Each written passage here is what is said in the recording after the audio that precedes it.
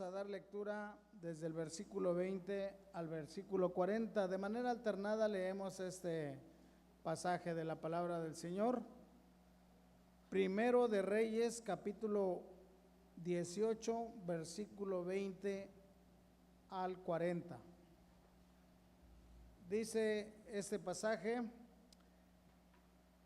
entonces Acab convocó a todos los hijos de Israel y reunió a los profetas en el monte Carmelo.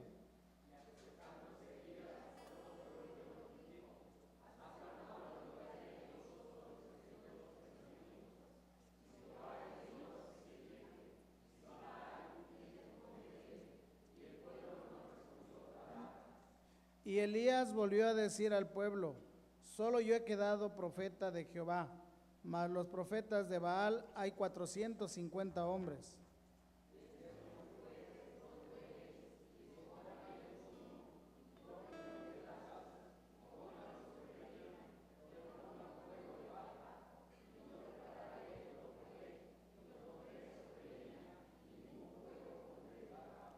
Invocad luego vosotros el nombre de vuestros dioses, y yo invocaré el nombre de Jehová, y el Dios que respondiere por medio de fuego, ese sea Dios.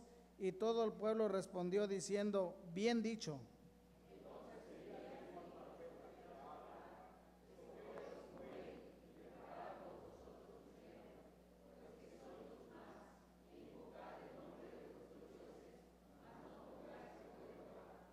Y ellos tomaron el buey que les fue dado y lo prepararon e invocaron el nombre de Baal desde la mañana hasta el mediodía, diciendo: Baal, respóndenos.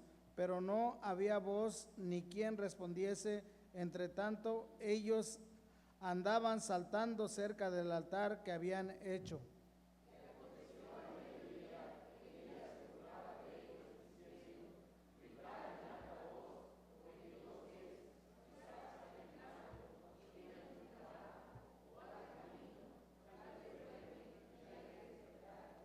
Y ellos clamaban a grandes voces y se sajaban con cuchillos y con lancetas conforme a sus costumbres, hasta chorrear la sangre sobre ellos.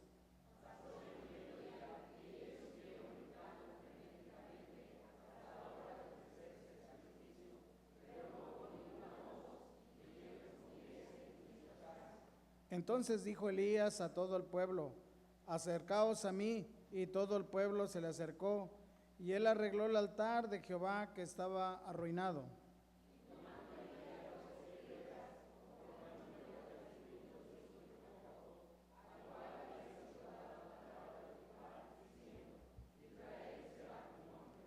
Edificó con las piedras un altar en el nombre de Jehová.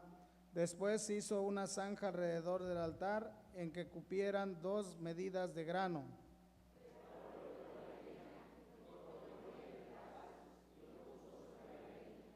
Y dijo: llenad 4 cántaros de agua y derramadla sobre el holocausto y sobre la leña.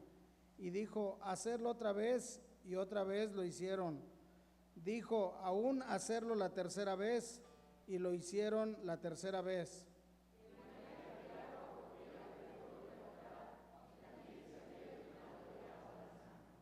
Cuando llegó la hora de ofrecerse el holocausto, se acercó el profeta Elías y dijo: Jehová, Dios de Abraham, de Isaac y de Israel, sea hoy manifiesto que tú eres Dios en Israel, y que yo soy tu siervo, y que por mandato tuyo he hecho todas estas cosas.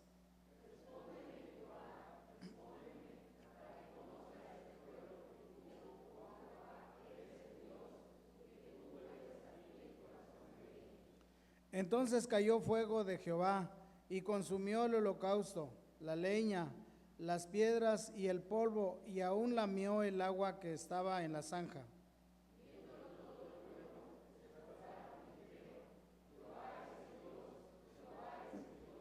Entonces Elías dijo: preparad los profetas de Baal, prended. Prendieron y los llevó Elías al arroyo de Cisón, y allí los degolló.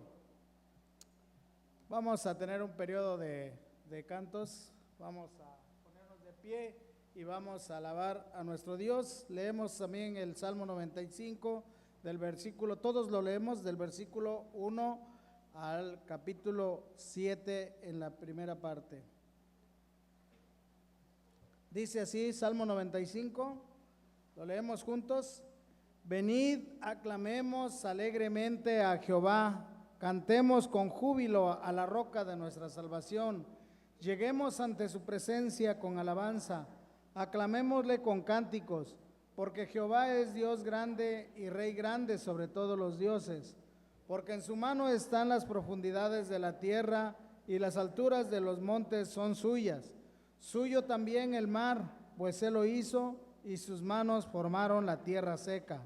Venid, adoremos y postrémonos, arrodillémonos delante de Jehová nuestro Hacedor, porque él es nuestro Dios, nosotros el pueblo de su prado y ovejas de su mano. Vamos a alabar a nuestro Dios, hermanos.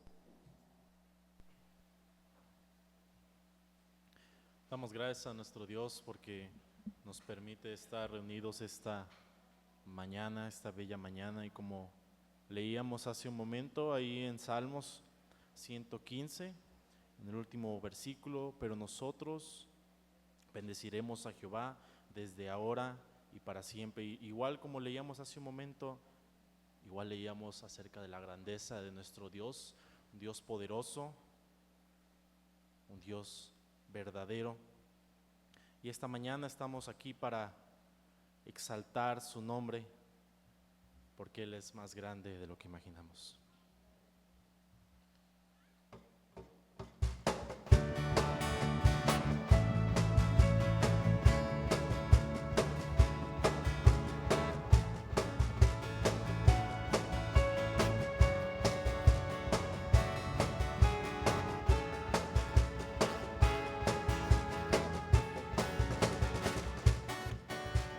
Cada día tu nombre bendeciré y moraré en tu gloria y esplendor.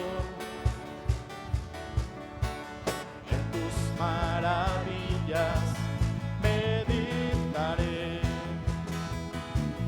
de tu gran poder proclamaré, de tu salvación diré y de tus bondades, porque eres más grande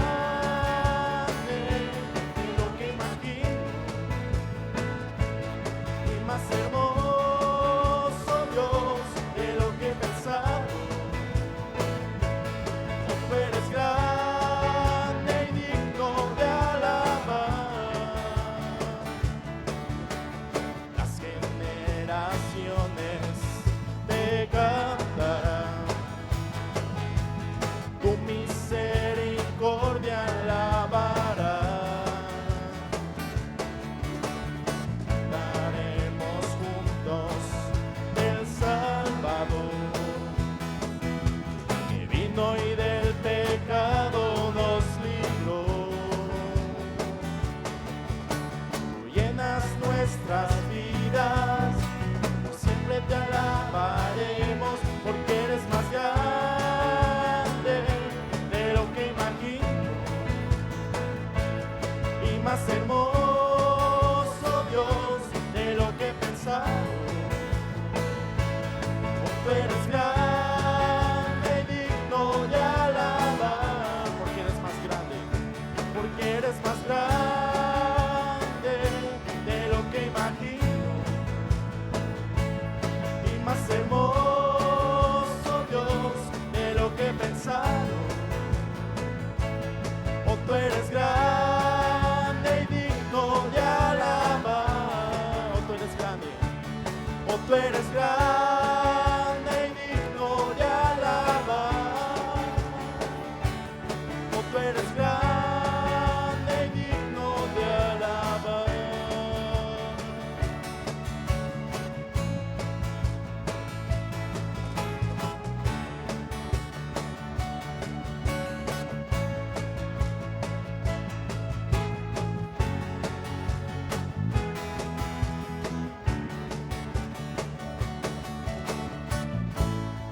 Nuestro Dios es grande y digno de alabar. Y esa es la razón por la que nos encontramos esta mañana, para exaltar el nombre de nuestro Dios. Y como leíamos, no a nosotros, solo a nuestro Salvador, a nuestro Dios, la gloria y la honra. Sigamos alabando el nombre de nuestro Dios.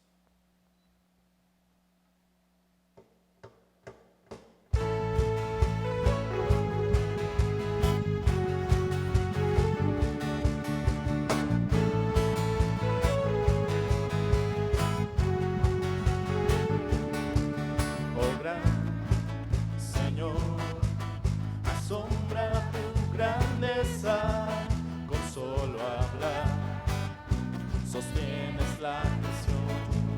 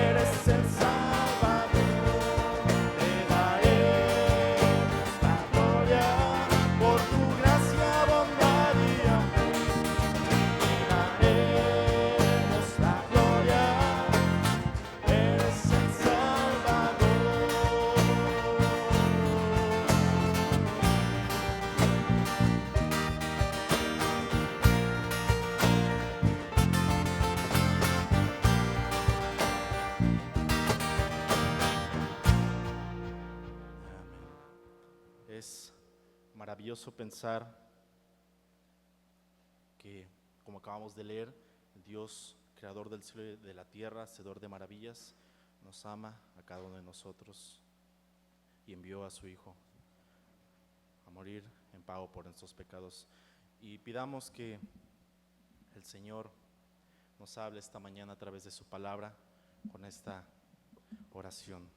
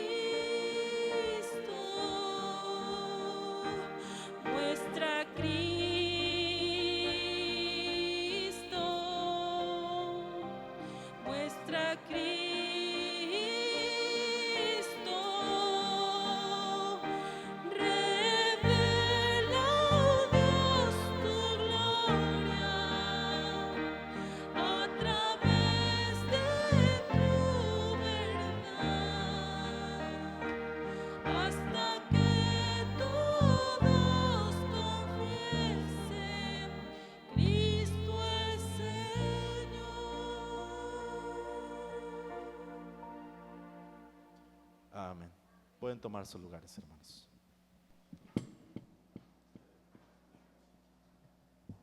Es un hermoso tiempo de alabar a Dios y cantar estos cantos que nos hablan de Cristo, y queremos que Dios nos hable por medio de su palabra, por medio de Cristo. Leemos el Salmo 19 y después le dejamos el tiempo a nuestro hermano que comparte la palabra en este día. Que el Señor nos hable de Cristo en nuestra vida. Salmo número 19, lo vamos a leer todos juntos. Este es un salmo hermoso que nos habla exactamente de la palabra de Dios. Y dice de la siguiente manera, todos juntos: los cielos cuentan la gloria de Dios y el firmamento anuncia la obra de sus manos. Un día emite palabra a otro día y una noche a otra noche declara sabiduría. No hay lenguaje ni palabras, ni es oída su voz. Por toda la tierra salió su voz y hasta el extremo del mundo sus palabras. En ellos puso tabernáculo para el sol, y éste, como esposo que sale de su tálamo, se alegra cual gigante para correr el camino.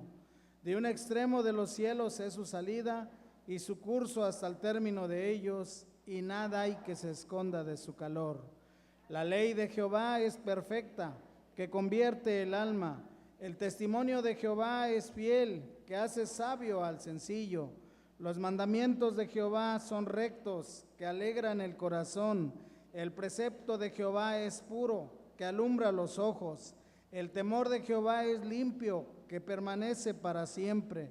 Los juicios de Jehová son verdad, todos justos. Deseables son más que el oro, y más que mucho oro afinado, y dulce más que miel y que la que destila del panal. Tu siervo es además amonestado con ellos, en guardarlos hay grande galardón. ¿Quién podrá entender sus propios errores? Líbrame de los que me son ocultos. Preserva también a tu siervo de las soberbias, que no se enseñoreen de mí. Entonces seré íntegro y estaré limpio de gran rebelión. Sean gratos los dichos de mi boca y la meditación de mi corazón delante de ti, oh Jehová, roca mía y redentor mío. Amén. Adelante.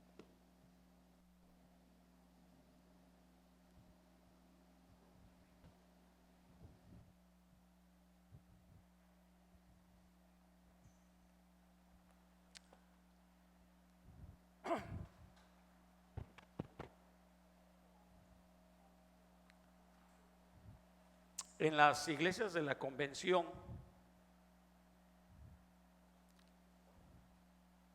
la convención es una agrupación de iglesias nacional,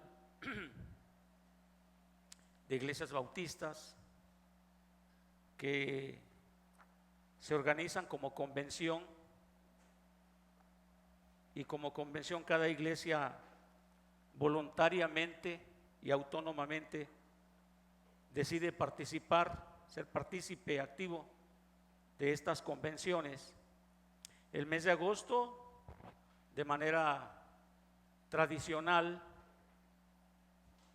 como costumbre, ya se dedica el mes de agosto a la Biblia, así se le llama al mes de agosto, el mes de la Biblia, que hoy terminamos este mes.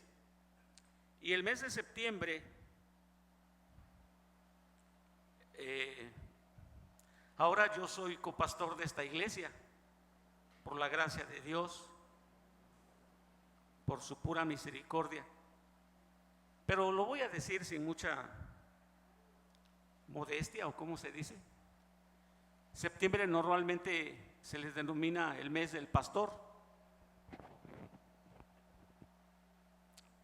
Y como no soy el pastor titular, sino el copastor, y si me río, hermanos, un poquito es porque es de gran gozo, en donde quiera que esté uno, servir a Dios. Y algunas veces se lo comento al hermano Ezequiel, y me dice: José, es que aquí nunca hemos hecho el día del pastor. Y casi me dice: ni lo haremos. Y no es rebeldía, pastor, pero pues vale la pena que les recuerde, hermanos, que hay un pastor. Ahora somos dos, ¿no? Pero el pastor titular es el hermano Ezequiel. Y su permanencia en la iglesia. ¿Cuántos años tenías, pastor, cuando comenzaste aquí? Ya como...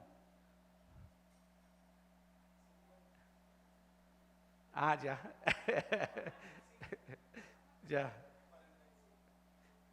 Bueno, y aparte va a cumplir años, déjenme decirles,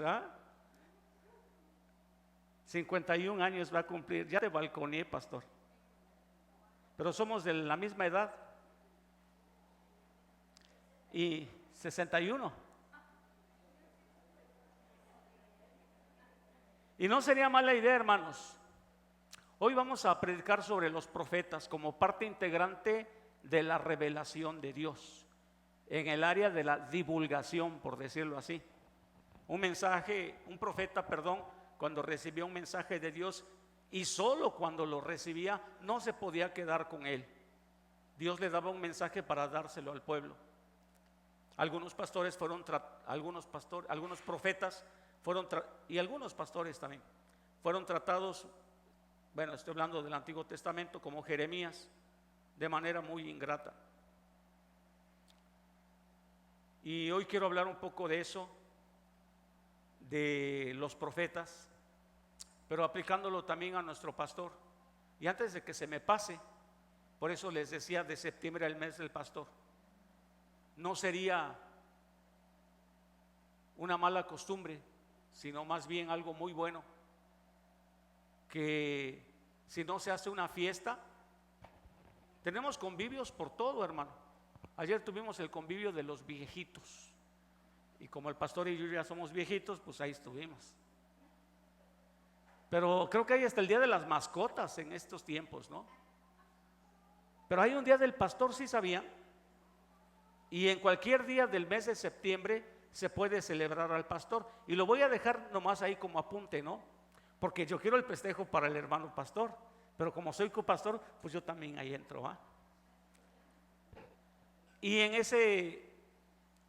ese culto de gratitud a Dios, y pues se da gracias a Dios por el pastor, se le dan algunos obsequios. No crea que soy predicador de la prosperidad y que le estoy pidiendo,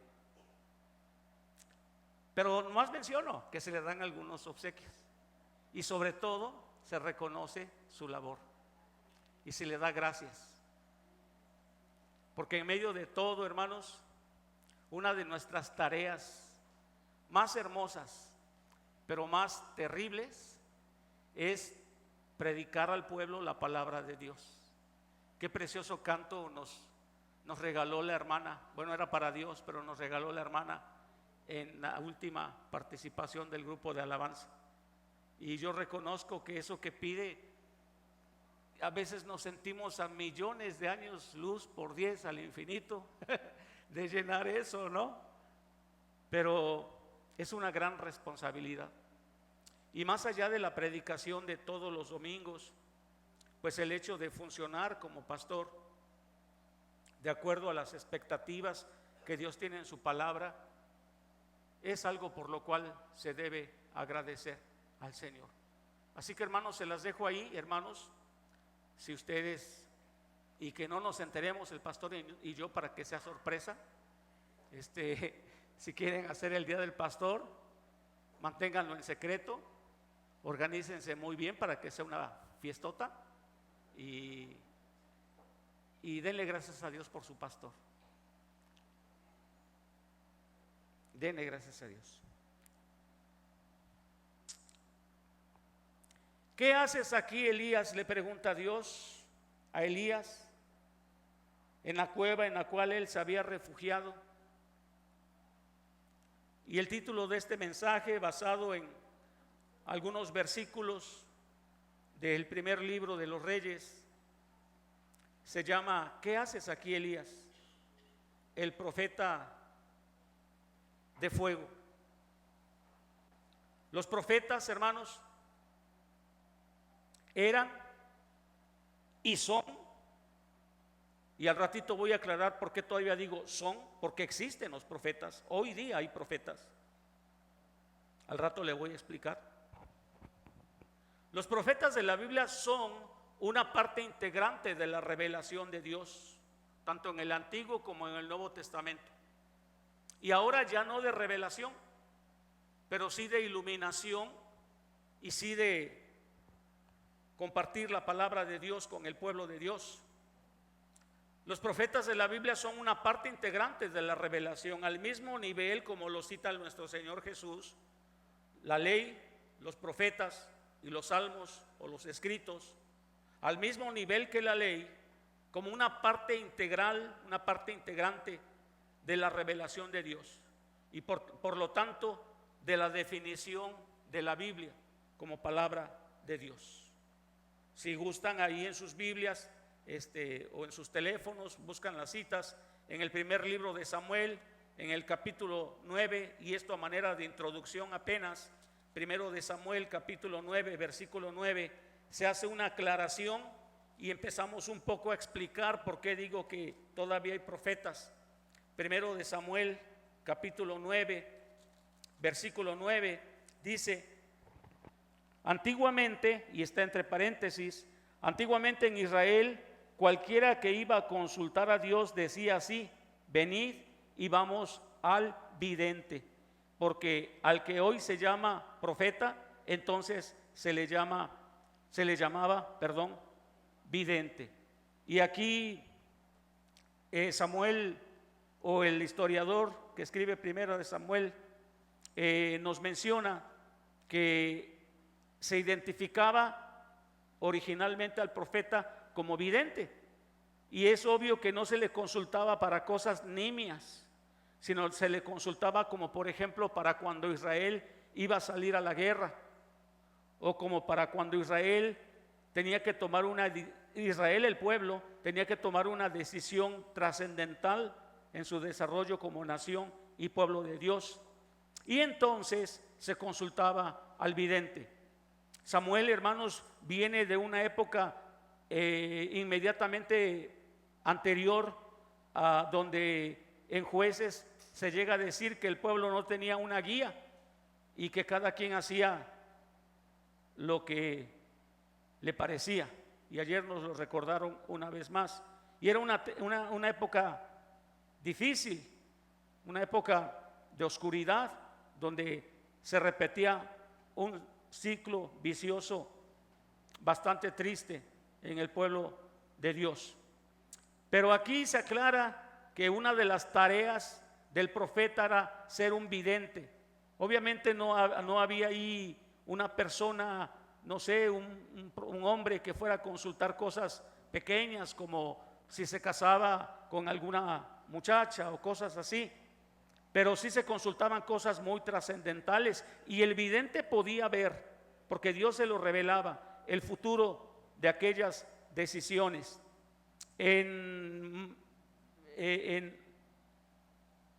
De hecho, Samuel, ahí en el libro de los Reyes, vamos a buscarlo, primero de Reyes, capítulo 9, versículo 19, él se identifica también como un vidente. Dice, a ver,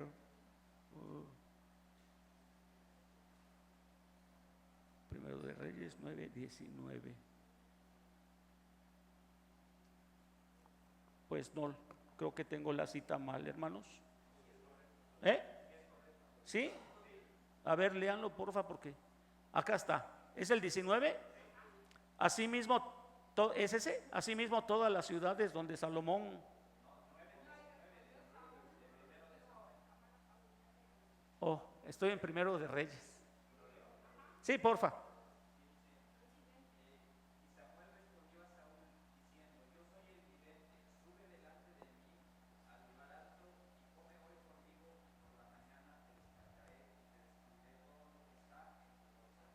¿Cómo es el Espíritu de Dios, verdad? Yo creo que yo di otra cita y el hermano la encontró. Ah, sí, dije bien. Ah, bueno. Gracias, hermanos. Bueno, aquí Samuel se identifica también como vidente, y si era parte integral del ministerio profético poder ver el futuro y anunciárselo al pueblo a la hora de tomar decisiones, repito, trascendentales. Cito Amós capítulo 3 versículos 7 y 8 y dice así: porque no hará nada Jehová el Señor, ojo, no hará nada Jehová el Señor sin que revele su secreto a sus siervos, los profetas. Qué declaración tan impactante, hermanos. Es una gran responsabilidad la del profeta. Y Jeremías 23, 22, cuando combate y habla de los falsos profetas, dice de esos falsos profetas: son falsos y profetizan mal y profetizan convenencieramente, porque son profetas que no están en el secreto de Jehová y por lo tanto no pueden hablar palabra de Dios, y el pueblo no se arrepiente ni se vuelve de sus malos caminos y de su maldad. Qué lucha tan estéril, hermanos, cuando el pastor, el profeta de Dios, el predicador, se la pasa preparando mensajes con mucho amor, orando para que ese mensaje toque el corazón de la iglesia y los miembros se parezcan más a Cristo, y es una frustración terrible cuando no se ve algún cambio. Pero el profeta descansa en Dios, y el profeta, aún así, con todo lo que, como decía el hermano ayer, a veces hasta podría deprimirnos en la predicación de la palabra, nosotros confiamos en Dios, que Dios hace su tarea. Sin embargo, hay una advertencia muy clara. Dice Oseas 4:6: mi pueblo fue destruido. Y la palabra original que se usa ahí y que se traduce como destruido significa talado. Un árbol frondoso, grande, fuerte, que es inconmovible ante los embates de los vientos de la naturaleza, fue talado. Y aclara Oseas: porque le faltó conocimiento. Así que la tarea de predicar, de profetizar, es una tarea bastante delicada, pero es una tarea, hermanos, desgastante, y que necesita forzosamente que el predicador, el profeta, dependa de Dios. Una definición muy sencilla que encontré del profeta, y creo que es muy certera y nos va acercando a lo que quiero compartirles en esta mañana. Los profetas, dice esta definición, los profetas son hombres llamados por Dios para transmitir un mensaje al pueblo. Y así, son hombres llamados por Dios para transmitir un mensaje al pueblo. Más allá de ver el futuro, que es una parte o fue una parte, más allá de cómo se interprete hoy la función de un profeta, la responsabilidad, la gran responsabilidad de un profeta se puede acotar en que recibe un mensaje de Dios, porque Dios lo llamó y es toda su responsabilidad transmitirlo tal cual al pueblo.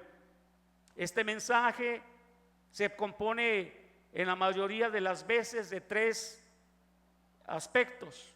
En primer lugar, un severo aviso de juicio. Todos los profetas se levantan y a veces su mensaje parece repetitivo y dicen: arrepiéntete. Viene un juicio que puede consistir en ataques de ejércitos enemigos. Viene un juicio que puede consistir en desastres naturales, en hambrunas, en sequías. Pueblo de Dios, arrepiéntete, anuncia el juicio. Los predicadores, y parte muy importante de un pastor es la predicación, no podemos ni debemos olvidar que le predicamos al pueblo de Dios un juicio. No estamos para endulzar los oídos.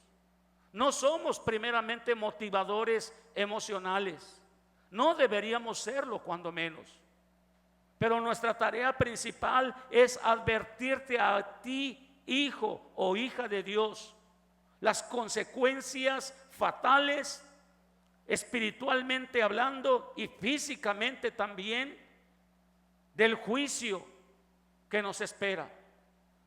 Predicar del pecado debería ser un tema constante, casi invariable en nuestros mensajes. Pero también, hermanos, los profetas, aparte de dar un severo aviso de juicio, también emitían palabras de consuelo.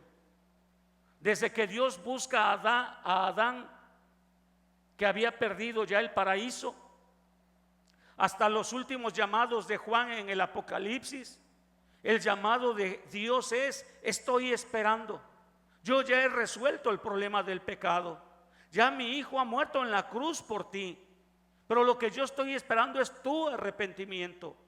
Y vez tras vez, cada vez que el Señor emite un juicio, lo acompaña de un mensaje de esperanza. Sí, y solo si los que escuchan su palabra proceden al arrepentimiento. Ese es el consuelo de Dios en medio del desastre. Y también el tercer componente de los mensajes de los profetas es un mensaje de esperanza. Cuando se estaban llevando cautivos a los habitantes de Jerusalén y ya el rey le habían sacado los ojos, el profeta Jeremías, viendo todo el desastre que estaba pasando su pueblo, lamentándose a grito abierto, Dios aún ahí pone sus palabras en el profeta Jeremías y le dice al pueblo que Dios aún tiene planes de esperanza y de bendición para ellos, y que pueden confiar en que el juicio de Dios tendrá un tiempo establecido ya por Él, y después viene un tiempo de bendición, de consuelo, donde Dios restaurará a su pueblo. Y casi siempre, o los tres, o los dos, perdón, o alguno de ellos, el tema de los profetas es hablar contra la hipocresía religiosa. En el Antiguo Testamento contra la idolatría, y en el Nuevo Testamento contra la laxitud del pueblo de Dios, las iglesias que se iban tras otras doctrinas u otros evangelios. Y el segundo tema del profeta era la injusticia social. Profetas como Amós, hermanos, denuncian claramente cómo había grandes diferencias económicas y sociales, y eso es pecado. Una nación que no remedia a través de su pueblo y a través de sus gobernantes, según Amós, las diferencias sociales, es un pueblo que está cometiendo pecado y que enfrenta las consecuencias. En el Nuevo Testamento aparece entre los 20 dones que el Señor da a su iglesia el don de profecía. En las tres listas, en Romanos capítulo 12, en el versículo 6, en la primera carta a los Corintios capítulo 12, versículo 10, y en Efesios capítulo 4, versículo 11. Y en Efesios 4:11 forma parte de la estructura básica de los ministerios de la iglesia. En estos sendos pasajes aparece el don de profecía, y se habla de profetisas también. Hoy en día, cuando las personas se pavonean como profetas, y hay muchos, y no aceptan que no les digan profetas o apóstol. Ey, yo soy apóstol, no me digas pastor nada más, soy apóstol. O profetas, ¿no? Y casi como jactándose, ¿verdad? Hablan de que son profetas y profetizas. Y aquí no vamos a discutir, no hay tiempo para hablar del cesacionismo versus continuismo de los dones, tal cual en el Nuevo Testamento. Pero lo que sí debemos decir, hermanos, es que el predicador, por muy sencillo, por muy humilde o por muy letrado, que se para en un púlpito para compartir el mensaje de la palabra de Dios, de acuerdo a lo que hemos visto en esta introducción hasta ahorita, ese es el profeta actual.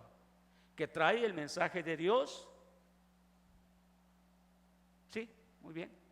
Que trae el mensaje de Dios y que ese mensaje es directamente de parte de Dios. En algunos grupos cristianos, el ser reconocido como profetas o profetizas es causa de orgullo, arrogancia y jactancia. Pero los profetas no son adivinos, sino personas muy conscientes de su presente y comprometidos con su pueblo, a quien exhortan a cambiar de vida y a abrir su corazón a Dios. El mensaje de los profetas de hace 2500 años, hermanos, sigue siendo tan urgente como lo es ahora.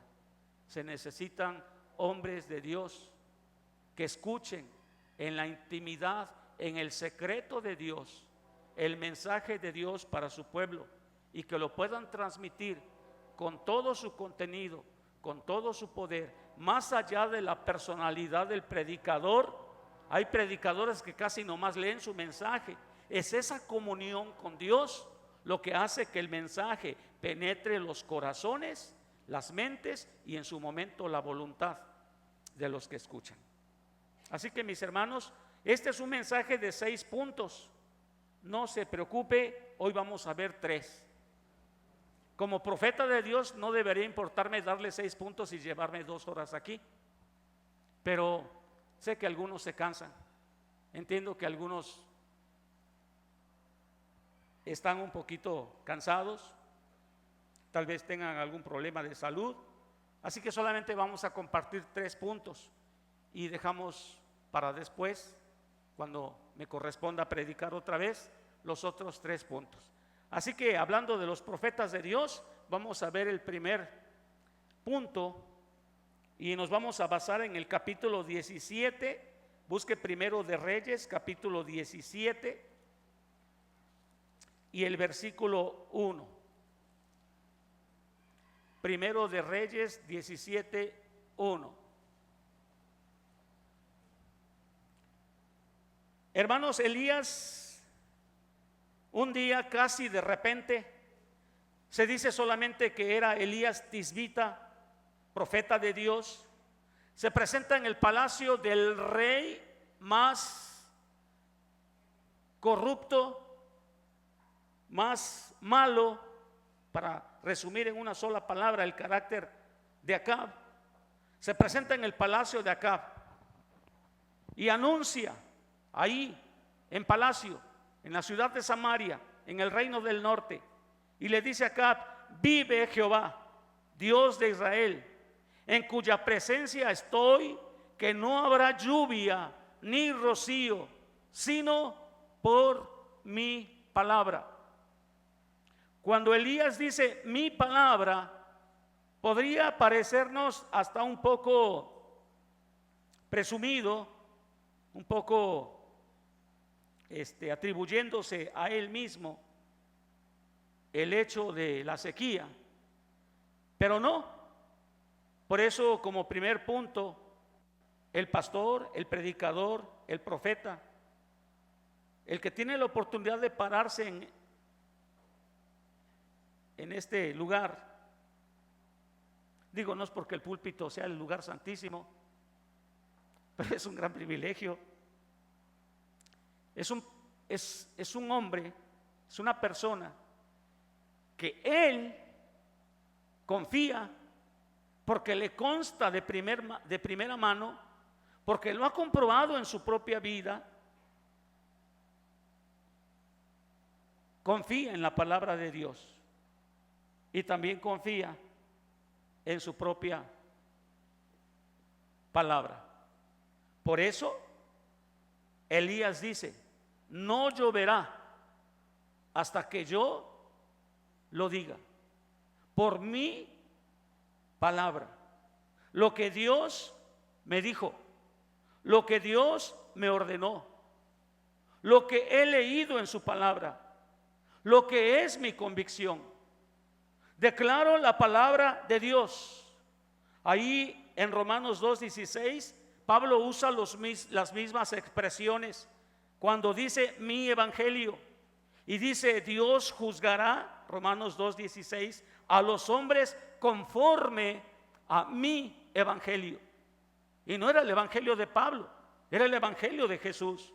Pero Pablo se identificaba tanto con esa palabra de Jesús, le constaba. Y alguna vez Pablo dice que él no recibió la revelación de parte de los otros apóstoles, sino que tuvo un encuentro personal Jesucristo, quien después de interceptarlo en el camino a Damasco, se dignó revelarle.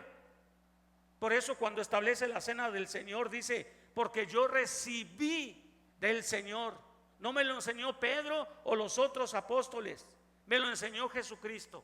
Él me dijo que aquella última noche Él cortó el pan y repartió las copas de vino.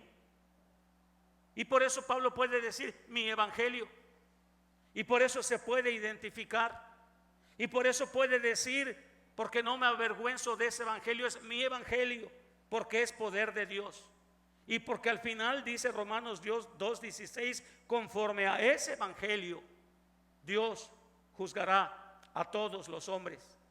En Romanos 16:25 dice también que Dios confirma a los creyentes y repite, conforme a mi evangelio. Y luego dice en 2 Timoteo capítulo 2 versículo 8 que Cristo resucitó. Y otra vez la frase, conforme a mi evangelio. Cuando uno se para a predicar la palabra de Dios y ve sus rostros, hermanos, y de aquí se pueden, digo, no es que uno analice las caras de todos, no, pero se puede ver que vienen con la necesidad y el hambre de escuchar la palabra de Dios. Y tenemos la gran responsabilidad de predicar el evangelio de Jesucristo, que incluye pecado y arrepentimiento, que incluye su juicio, pero que también incluye sus promesas de perdón real y verdadero. Y ese es mi evangelio. Ese es el evangelio de todo aquel profeta que predica en el nombre de Dios. Como cuando decimos mi iglesia, la iglesia es de Cristo, Él la compró con su sangre preciosa. Pero me identifico con mi iglesia, son mis hermanos, son mi familia, a los cuales amo, con los cuales me gusta estar, con los cuales me identifico. Y así es mi evangelio, mi palabra, dice Elías. No va a llover sino por mi palabra, la palabra que Dios me dio. Para eso, Elías, Pablo, los predicadores, tenemos que estar seguros que es Dios quien dijo esa palabra. Tenemos que estar seguros de qué es lo que dijo nuestro Dios cuando dio ese mensaje.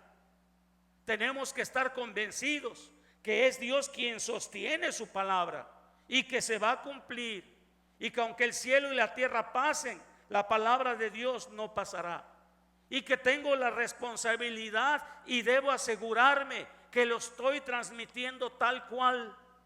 Por eso existen los seminarios, para preparar predicadores que puedan meterse en el contexto histórico, gramático, cultural y predicar solamente lo que el escritor quería decir cuando lo dijo, a quién se lo dijo, cómo se lo dijo, cuál era el sentido. Esa es nuestra responsabilidad. No me justifico, hermanos, pero el pararse a predicar aquí implica horas de oración y de estudio, y gloria a Dios por eso. Pero nuestra principal oración, más allá de la preparación de un mensaje, es que usted escuche la voz de Dios, porque es el mensaje de Dios. Mi mensaje es el mensaje de Dios. La revelación, la divulgación y el registro inspirado, la iluminación al entender y la buena voluntad del Espíritu Santo, para darnos el querer como el hacer, se fusionan para hacer su voluntad. Este mensaje termina cuando usted puede recordar, aunque sea un cachito del mensaje, en sus momentos de decisiones, de tentación y de prueba, y puede aplicar la palabra de Dios en su vida. Tal vez usted ya no recuerde de qué se predicó el pasado domingo por parte del pastor. ¿Quién se acuerda del mensaje de hace 8 días? Digo, y no se trata de poner a nadie en evidencia. ¿Quién se acuerda del mensaje de hace 8 días? ¿O de hace 15 días? ¿O de hace un año, en el 2024, esta fecha, qué se estaba predicando aquí? A ver, el mensaje de ayer de los viejitos, ¿de qué se trató? Está más fresco. Muy bien, hermana. Gloria a Dios. ¿De qué se trató? Ah, ok.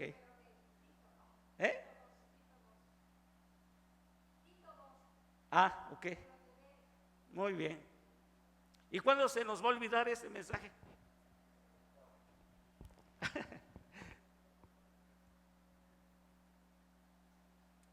Bueno,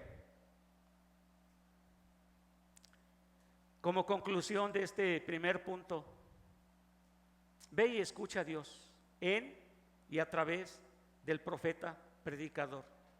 Cada vez que estamos aquí escuchando la predicación, no nos damos cuenta, pero es un milagro. Dios nos habla. Abre tu oído, humíllate ante Dios, dile a Dios qué tiene que decirte, presta oído. Si estás cansado, pídele al Señor que te dé fuerzas. Si tu mente divaga con los problemas, pídele al Señor que te enfoque. Si hay rebeldía, porque a veces el predicador tal vez no nos gusta su estilo, tal vez nos hemos alejado del predicador, pídele perdón a Dios y escucha la voz a través de Dios, a través de Él. A mí me ha tocado varias veces la amargura de sentarme a escuchar a predicadores que por alguna razón yo no comulgo al 100% con ellos. Y me he preguntado, ¿y para qué me siento a escuchar? Y antes de obedecer a la tentación de salirme y no escuchar, le pido perdón a Dios. Porque si es Dios hablando a través de ese predicador, pero sobre todo Dios, tiene un mensaje para mi vida. Que Dios nos ayude y haga que podamos enfocarnos en su mensaje. Porque si empezamos a depender de un hombre predicador o pastor para venir al templo o sentirnos a gusto y ya no lo disfrutamos, no estamos poniendo nuestras miradas en Jesús, el autor y consumador de la fe, sino en el hombre, que este hombre, cuando menos que está predicando hoy, tiene muchos defectos y está muy lejos, como decía hace rato, a millones de años luz de cumplir lo que cantó la hermana Eunice. Y oro porque sí pueda alcanzar eso alguna vez. Pero usted, mi hermano, enfóquese en Dios, en lo que Dios tiene que decirle, y ore por el predicador, que el Señor siga trabajando en su vida, pero usted escuche la voz de Dios. Entonces, un profeta es uno que confía en la palabra de Dios y confía también que su propia palabra es la palabra de Dios. Mi mensaje, mi evangelio, mi palabra, en el nombre de Dios. Número 2, un profeta de Dios es uno que depende de Dios para su sustento. Capítulo 17, versículos 8 al 24. Capítulo 17, versículos 8 al 24 de Primero de Reyes. El título ahí dice Elías y la viuda de Sarepta. No vamos a leer todo el pasaje, algunos ya lo han leído, pero dice el versículo 6 que cuando Elías profetizó la sequía, el Señor le dijo que se fuera a un arroyo, ahí en el versículo 3 dice que era el arroyo de Querit y que él lo iba a sustentar. Y dice el versículo 6 que los cuervos le traían pan y carne por la mañana, y por la tarde le traían pan y carne, y bebía agua del arroyo. No encuentro aquí la cena, pero parece que Elías solamente desayunaba y comía. Pero qué buena comida. Comía pan y carne, y los cuervos eran quienes lo sustentaban. Luego, en el versículo 13 dice así: se presenta Elías con la viuda y le dice: no tengas temor, ve, haz como has dicho.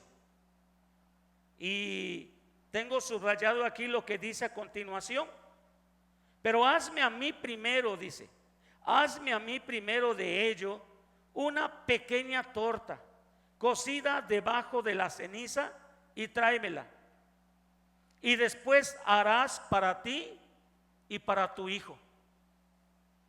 Yo uno a esto con lo que declara la viuda.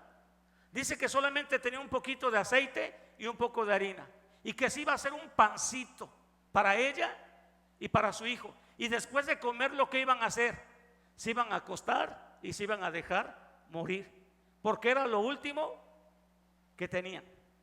Y veo las palabras de Elías y me digo, ¿por qué le dice eso, no? Fíjense, le dice: ¿sabes qué?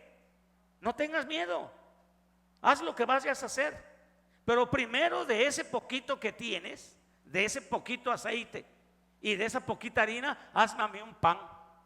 A mí primero, dice, y ya luego pues comes tú y tu hijo, ¿no? Y yo me preguntaba y decía, pues que Elías no se da cuenta de la miseria en la que vive la mujer, que ya se va a morir de hambre ella y su hijo. Y a veces yo de broma le digo a Charito: Charito, primero hazme a mí unos huevos con su salsita y sus frijolitos, y después comes tú, ¿no? Habían de ver las miradas que me echa Charito cuando le digo así, ¿no? Primero dame a mí, Charito, ya después tú, si sobra, pues ahí comes, ¿no? No me fulmina Charito con su mirada porque pero sabe que es broma, ¿verdad, Charito? Sí, es broma. Pero Elías no estaba bromeando. La mujer, la viuda de Sarepta, tuvo que ir y hacer. Y primero Elías se comió su tortita, ¿verdad? Y ya se había acabado todo. Pero dice la Biblia que no escaseó ni la harina ni el aceite. Y entonces mi segundo punto es: un profeta de Dios. Sí recibimos ofrenda, hermanos. Aquí de la iglesia, al pastor y a mí nos han asignado una ofrenda. Y qué bueno, ¿no? Le decía la otra vez al hermano José Manuel, y no te estoy diciendo que me la quites, hermano, ¿no? Pero los profetas, los pastores, con todo y que es bienvenida esa ofrenda y que es de gran bendición y que la necesitamos, somos sustentados por Dios. Somos sustentados por Dios. Un profeta de Dios es uno que depende de Dios para su sustento. Una vez, tal vez creo que fue solo una, Charito, un servidor, mi mamá todavía vivía, mi papá, que nos fueron a visitar porque había nacido nuestro primogénito, ahí estaba el bebé recién nacido. Nos sentamos a la mesa y solamente teníamos, creo que un platito así chiquito de frijoles y unas tortillas de días. Y a mí me daba un montón de vergüenza porque pues estaban mis papás y nuestros ahorros habían ido en el nacimiento de nuestro niño. Y tuvimos, por la gracia de Dios, fe. Y le dijimos: Señor, gracias por lo que vamos a comer. Y no es que yo declare, pero sí le di gracias a Dios, ni decrete, ni esas tonterías. Al siguiente instante, cuando dijimos amén, al siguiente instante, así, tocaron la puerta del comedor y nos llevaron un pollo con todos sus papas, sus chilitos, sus tortillas. Ya no os digo porque creo que ya es la hora del apetito más o menos, ¿va? Pero ahí, otra vez estábamos, irresponsablemente nos metimos en uno de los barrios más peligrosos de Puebla, ahí del Estadio Cuauhtémoc atrás, con nuestro niño cargando, que no se callaba, Cristiancito, era muy chillón de chiquito. Y por las calles más peligrosas de ese barrio pasamos y en la esquina estaba una pandilla y se nos quedaron viendo. Y yo dije, ¿y ahora qué hago? Con mi señora ahí, mi bebé, porque íbamos a buscar una prima de ella. Y el barrio era el más peligroso. Mis hermanos, no los canso con anécdotas porque debo predicar a Cristo y no mis experiencias. Pero esas experiencias me sirven para comprobar que Dios es grande. Y una señora salió y me dijo, Señor, pásele a mi casa. Pase, por favor. Porque tenía yo que cambiar al bebé, le tenía que cambiar el pañal porque su llanto obedecía a que había que cambiar el pañal, quiero decir. Cámbiale el pañal ahí al bebé, dijo ella. Y pasamos. En el zaguán de la señora había una virgenzota, grandota, ¿no? Pero la señora, yo creo que fue movida por Dios y me dijo así. Cuando terminé de cambiar al niño, me estaba yo lavando las manos y ya le estábamos dando el biberón, vino y me dijo, Señor, ya no se vaya, dice, porque aquí en este barrio es peligroso andar de noche, no se lo recomiendo. Le preparé una habitación, ahí puede usted pasar la noche con su esposa y su niño. Yo dije, gracias, ¿no? Y me dijo, pero antes pase al comedor. Le hicimos una cena para que cene con su esposa y su niño. Sí, nunca se me va a olvidar eso.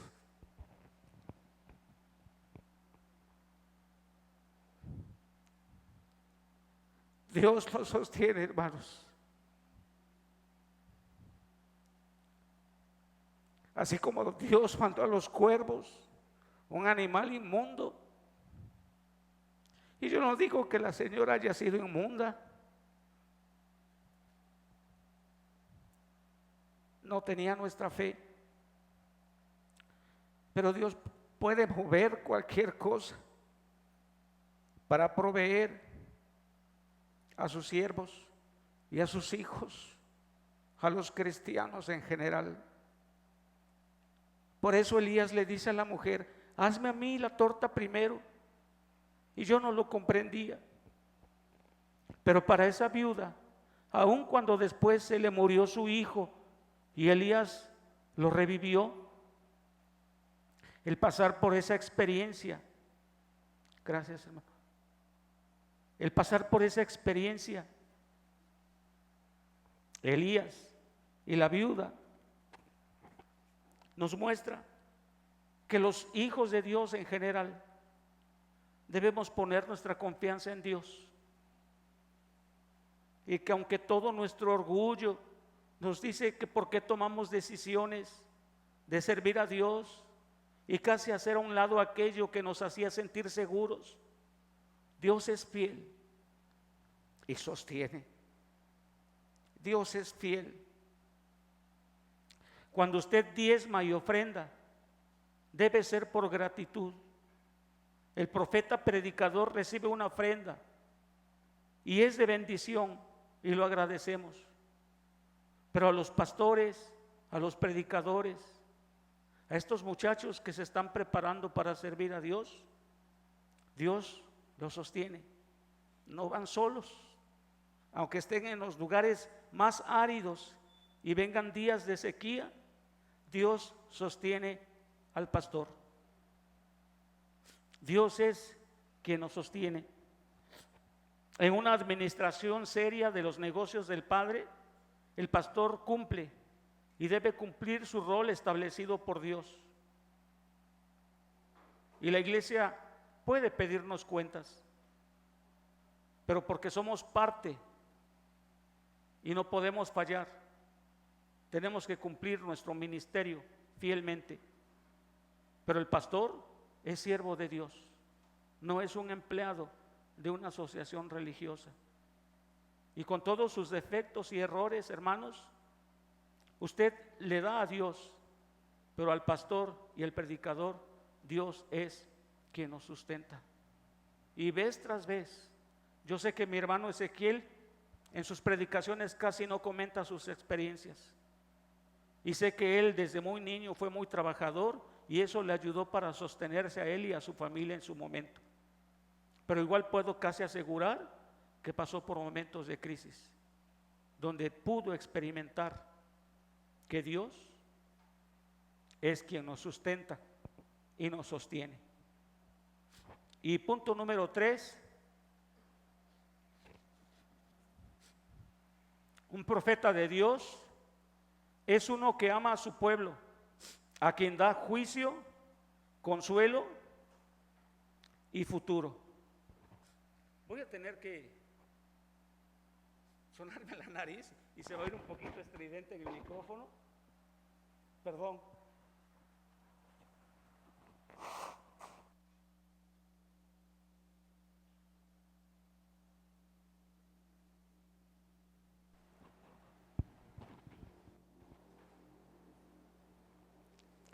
Capítulo 18, el pasaje que leímos del versículo 20 al 40. Un profeta de Dios es uno que ama a su pueblo, a quien da juicio, consuelo y futuro. Dice en el versículo número 21, y acercándose Elías a todo el pueblo dijo: ¿hasta cuándo claudicaréis vosotros entre dos pensamientos? Si Jehová es Dios, seguidle, y si Baal, id en pos de él. Y el pueblo no respondió palabra. El verdadero profeta confronta al pueblo de Dios con el juicio de Dios.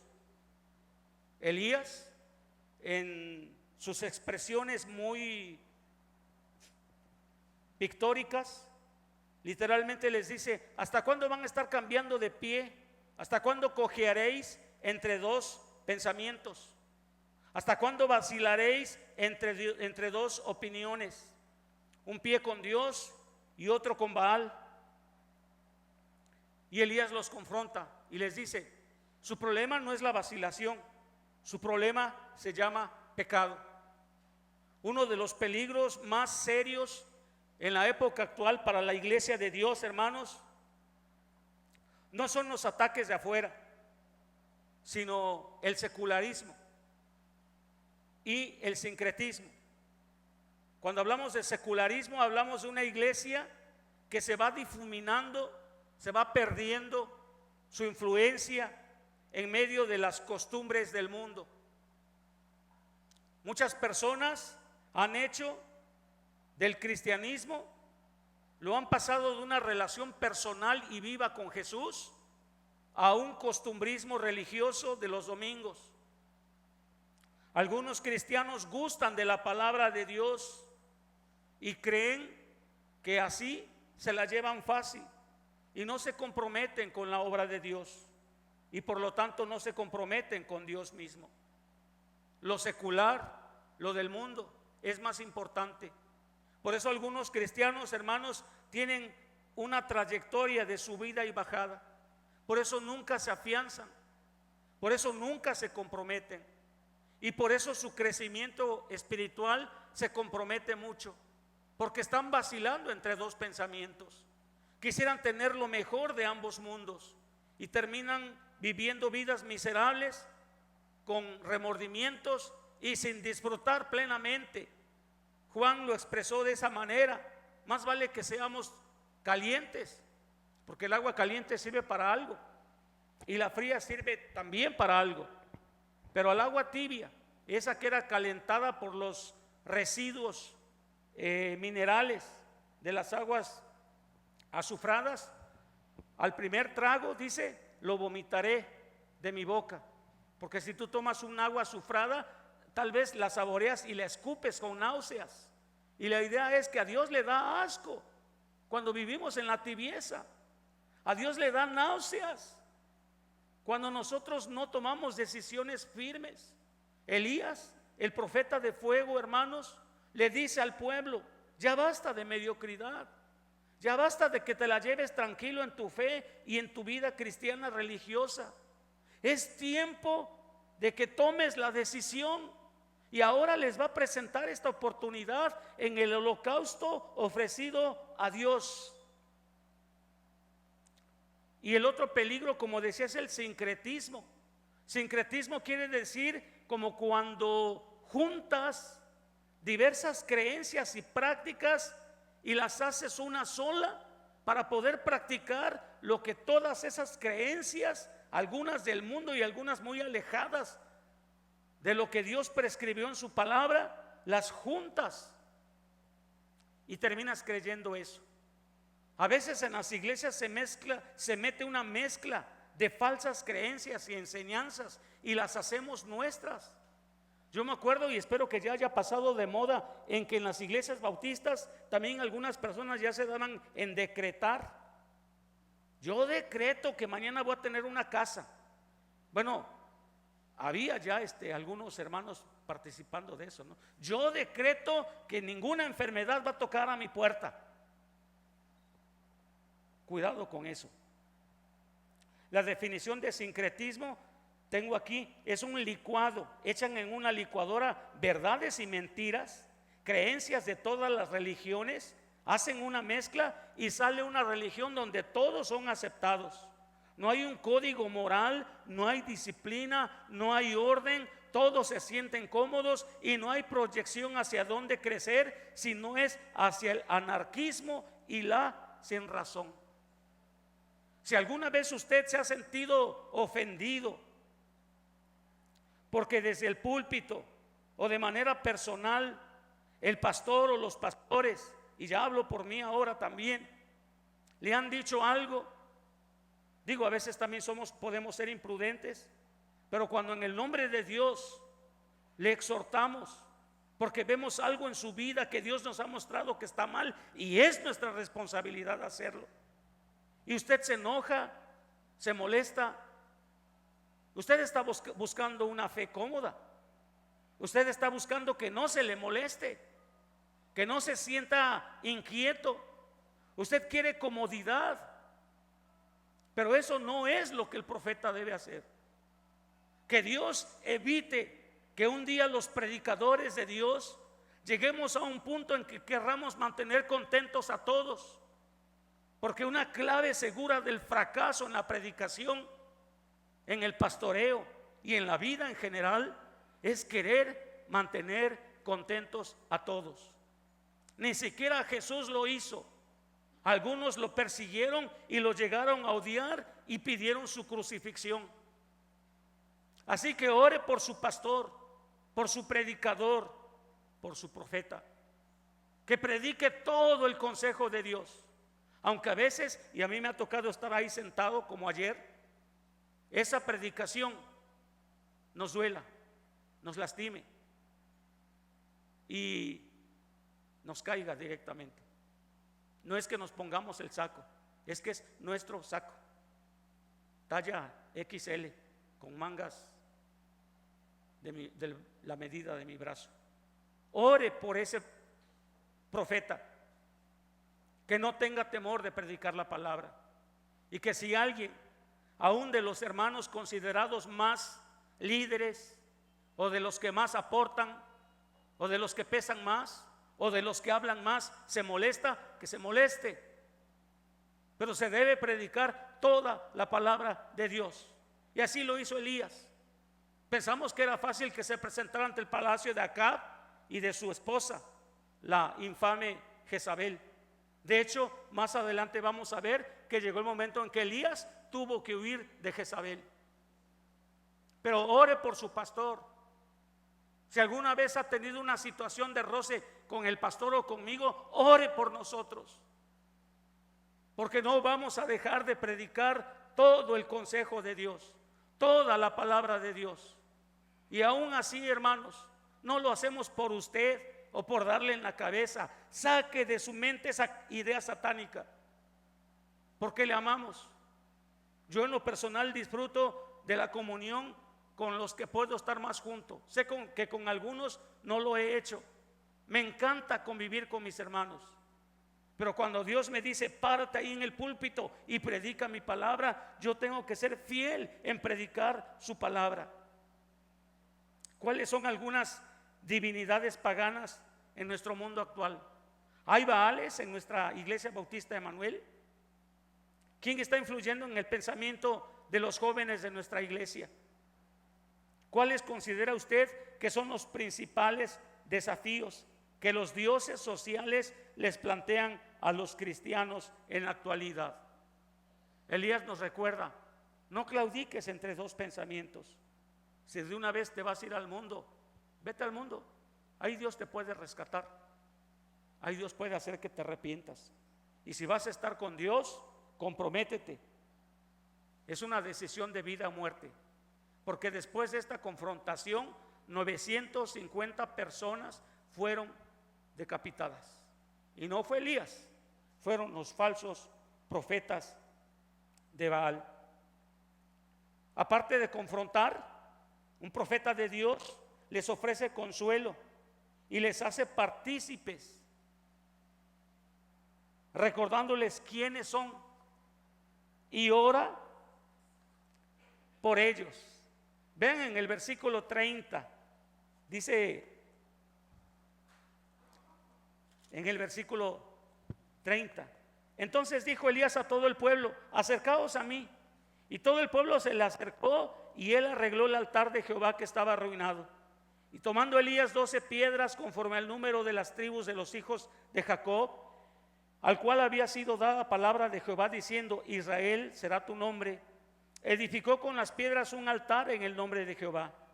Después hizo una zanja alrededor del altar, etcétera, etcétera. Lo primero que hace Elías al reedificar el altar de Dios que estaba hecho ruinas es hacer que ellos participen. Y hasta les dice: mojen 3 veces el holocausto, para que le sea más difícil a Dios llevarse ese holocausto. Es como cuando estaba viendo esto, pensé como en esos actos de magia. Digo, no tiene nada que ver la magia, solamente es una ilustración, donde el mago se para y dice: a ver usted, venga por favor, para que vea que el sombrero no tiene ningún, meta la mano. Y la persona va y mete la mano, ¿verdad? Y ya enseñan el sombrero, ¿no? Así, algo así. Mojen más el holocausto. No hay truco ahí, no hay un fuego que yo voy a hacer. No, va a venir el fuego de Dios y va a consumir el holocausto. Participen, mojen este holocausto. Y eso hace, hermanos, nos hace ver que Elías jamás se sintió superior o ajeno al pueblo que había caído en la idolatría. Él les hace partícipe porque él era parte de ese pueblo. Elías conocía la historia de ese pueblo. Les recuerda quiénes son. Les recuerda quiénes son las 12 tribus de Israel. El profeta se identifica con su pueblo como su gente. Convive con ellos, ríe con ellos, y cuando hay que llorar, llora con ellos. Conoce los temores, sabe de los problemas profundos, íntimos, personales y como familia. Sabe cuáles son sus debilidades. Sabe si esa persona vive en frustración, si está pasando por miserias espirituales. Conoce hasta los pecados de su pueblo, sus debilidades. Pero ese profeta también sabe que hay un futuro esperanzador, porque ese pueblo es el pueblo que Dios escogió como su pueblo. Ellos son los hijos de Dios. Y el profeta sabe quién es Dios, que es paciente y que sigue trabajando con sus hijos. Por eso Elías les dice: vengan, miren, vamos a levantar este altar destruido, arruinado, empolvado, ahí con telarañas, sucio. Lo vamos a restaurar. Cada quien ponga su piedra. Y miren, pongo el holocausto, echen el agua y vean por ustedes mismos el poder de Jehová. No soy un profeta aparte de su pueblo. soy parte del pueblo, no soy ajeno a ustedes. Participamos de la sequía todos, sufrimos todos, nos da sed y nos seca el cuerpo y la garganta a todos esa sequía. Soy parte de ustedes, porque los conozco, porque sé quiénes son y porque sé sus luchas. Que Dios nos permita a los predicadores, a los pastores, tener esa clase de relación con usted, poder conocerle. Y perdón en lo personal por las deficiencias cuando no hemos tenido el suficiente acercamiento. Más allá de una visitación ritual donde vamos y oramos, poder escucharle y poder saber por lo que está pasando e identificarnos con ustedes. Gracias. El profeta de Dios ora por su pueblo. Hermanos, acuérdense que en Hechos 6, cuando se escoge a los 7 diáconos, una de las cosas que dicen los apóstoles, y yo los comparo con los pastores ahora, con mucho respeto, que el ministerio principal de ellos era la oración y la palabra. Y hay muchas otras cosas que se pueden hacer de acuerdo a los perfiles que la Biblia ofrece para el pastor, pero básicamente es eso. Y Elías aquí ora por su pueblo.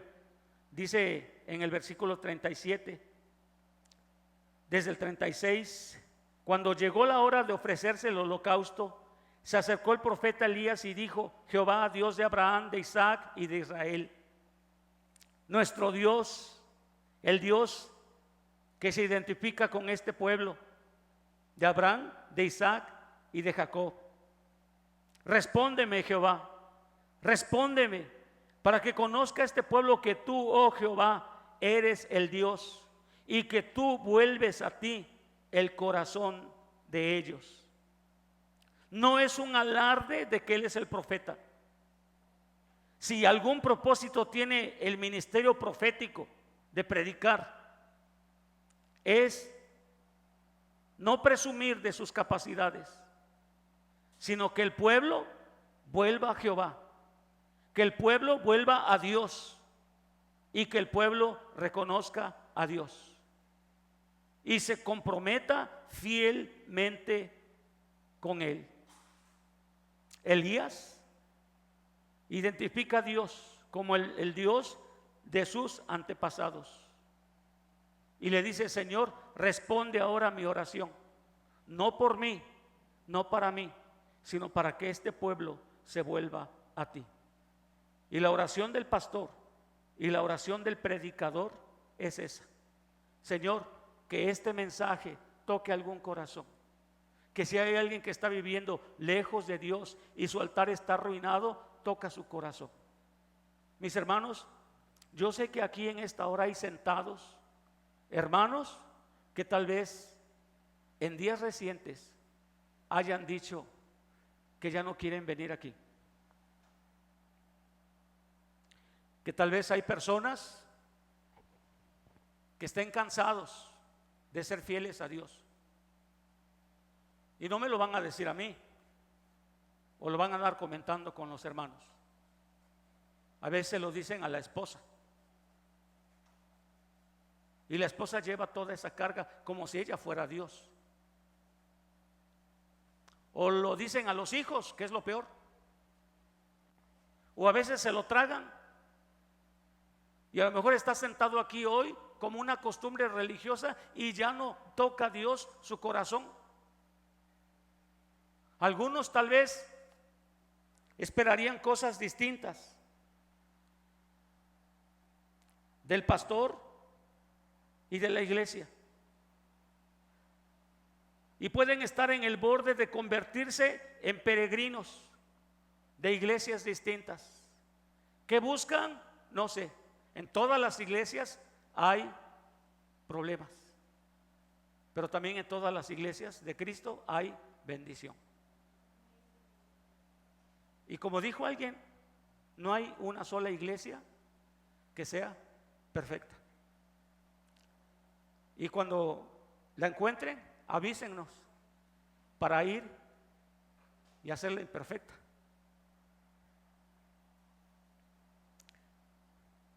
Acerquémonos a Dios y vaciemos nuestro corazón a Él. ¿Qué puedes hacer por tus profetas? ¿Qué puedes hacer por tus pastores? Acércate a Dios y vacía tu corazón. Primero a Dios y también al pastor. A veces te puedes sentir no cuidado en la iglesia, no pastoreado. Y puede ser. Te puedes sentir relegado, como que te tienen ahí en un rincón, discriminado. Te puedes sentir ofendido por la predicación o por el pastor. Puedes sentir que no te comprenden. Puedes sentirte aludido en las piedricaciones. Que pienses que el hermano José me conoce o alguien le dijo y me está dando con todo en la cabeza. Olvidado, menospreciado. Puedes llegar a sentir que ya no vale la pena seguir a Jesús. Tu fe se seca y se apaga. Tu altar está hecho ruinas, empolvado y con telarañas. A veces juzgas que la iglesia está decayendo y no avanza. Y puede ser. Déjame decirte que oramos para que jamás te sientas así a propósito. Déjame decirte que si a mí me preguntan si preferiría que solamente habría 4 y 5 o 5 aquí sentados super santos, que son los que a mí me caen bien, y que los demás no vinieran, nomás los 5 que a mí me caen bien y que son super santos, yo no disfrutaría eso. Me gusta así. Y si hay más, que haya. Y si hay que poner más sillas, se ponen. ¿Cómo llena nuestro corazón el ver las bancas llenas? Jamás un pastor ni un profeta quiere que dejes de venir.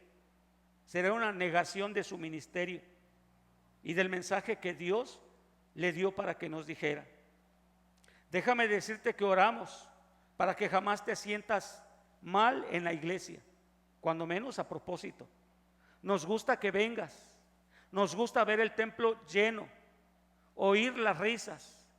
Si algo llena nuestro corazón es oír las carcajadas de los hermanos. Hay carcajadas de algunas hermanas aquí que me encantan. También la carcajada puede ser una alabanza a Dios. Ríanse. Digo, no ahorita, después. Nos gusta oír las risas. Nos gusta ver correr a los niños en los pasillos. Digo con reverencia, pero son niños, ¿no? Que haya niños que sean felices. De esos niños a los que no pellizcan para que se estén quietos, sino que tienen libertad de expresarse como niños. Nos gozamos con la frescura de la juventud. Nos gusta comer juntos, con alegría y sencillez de corazón. Gracias a Dios por los profetas, gracias a Dios por sus siervos, que Dios usa con gran poder.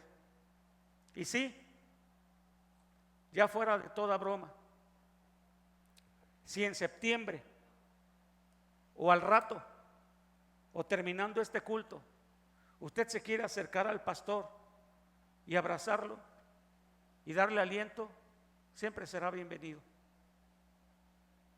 Si quiere acercarse al pastor y decirle: Ezequiel y yo somos amigos desde muchachos, o sea que ya pasó un buen tiempo, y hemos tenido pláticas donde le he dicho: Ezequiel, dime qué hago o qué digo que te pudiera yo haber ofendido. Y él dijo que nada. Dijo: no, José, no has hecho eso. Y yo le dije, tomé mi turno, ¿no? Porque tenemos esa confianza. Si un día tú sientes que uno de nosotros dijo o hizo algo por nuestros defectos, que son muchos, acércate. No vivas sin pastor, no vivas sin comunión, no vivas sin el profeta de Dios que puso ahí para que no escasee la harina y el aceite. Acércate, porque nuestra tarea se facilita y da honra y gloria a Dios que podamos tener esa clase de acercamiento con nuestros pastores y nuestros profetas. Mañana ya es septiembre, pero hoy es el día que Dios hizo y podemos hacerlo hoy. No en el culto, no como algo oficial del culto donde todos ven.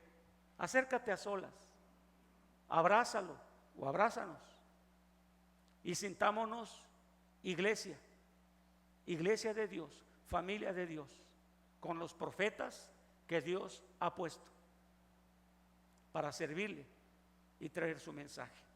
Te invito a estar de pie y vamos a orar. Amante Dios, te damos gracias por tu palabra y por el hermano Ezequiel, pastor y profeta de esta iglesia. Y te doy gracias por mí, Señor, que por pura gracia fui invitado, y te pido perdón si el ministerio no es realizado al 100%, pero que me des luz para mejorar, Señor. Pero que esta iglesia camine, Padre, camine contigo y escuche tu palabra. Que a través del profeta Elías podamos tomar retos como profetas tuyos y declarar toda tu palabra a tu iglesia y esperar que tú hagas la obra, fieles y esperar que tú des el crecimiento. Nos ponemos en tus manos y gracias por los profetas que has puesto en esta iglesia y porque sigues trayendo tu palabra en diversas ocasiones a tu iglesia. En el bendito nombre de Jesús, amén.